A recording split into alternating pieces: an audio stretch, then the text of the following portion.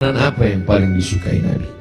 Nabi menjawab, makanan yang paling disukai Nabi adalah kaki kambing bagian depan. Lalu mereka sajikan kaki kambing bagian depan itu, karena itu makanan kesukaan Nabi.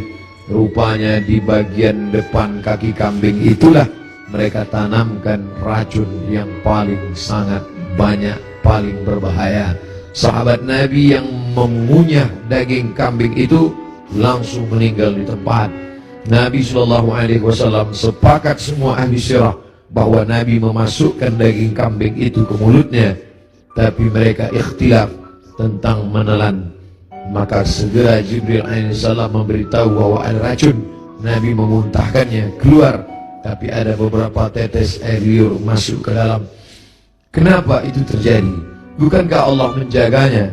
Bukankah malaikat mendapatkan wahyu, mendapatkan ilham, mendapatkan pesan untuk menjaga Nabi? Kenapa bisa terjadi?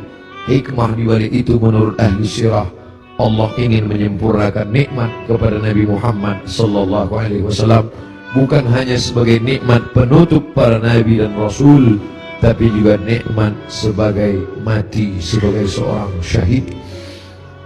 Dia sudah cukup penutup nabi dan rasul, tapi Allah lengkap, tak ingin hanya sebagai penutup nabi rasul, dia juga meninggal sebagai seorang syahid karena meninggal akibat racun yang tertelan di Khaybar. Aku masih merasakan sisa-sisa racun itu, wahai Aisyah. Lalu kemudian Nabi SAW sempat mengalami kehilangan kesadaran. Lalu sahabat mengambilkan air yang disimpan di dalam khirbah kulit kambing yang dijahit, sampai tidak keluar air dari kulit kambing itu karena ketat jahitannya. Lalu kemudian disiramkan ke wajah Nabi Muhammad sallallahu alaihi wasallam. Ketika air itu disiramkan ke wajah Nabi, Nabi pun tersadar. Dan saat Nabi tersadar, apa yang dia inginkan? Biasanya orang kalau sudah pingsan, dia inginkan makanan, dia inginkan kenikmatan, dia inginkan sesuatu. Tapi Nabi SAW menginginkan sholat berjamaah, dibawa ke Masjid Nabawi. Tapi saat itu keadaannya lemah, kakinya terseret, dia dipapah oleh sahabat Nabi, oleh Sayyidina Ali radhiyallahu anhu bersama Fadl ibn Abbas.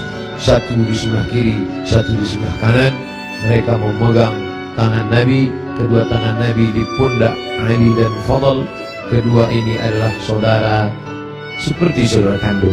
Nabi anak tunggal sendirian, dia tidak punya saudara kandung.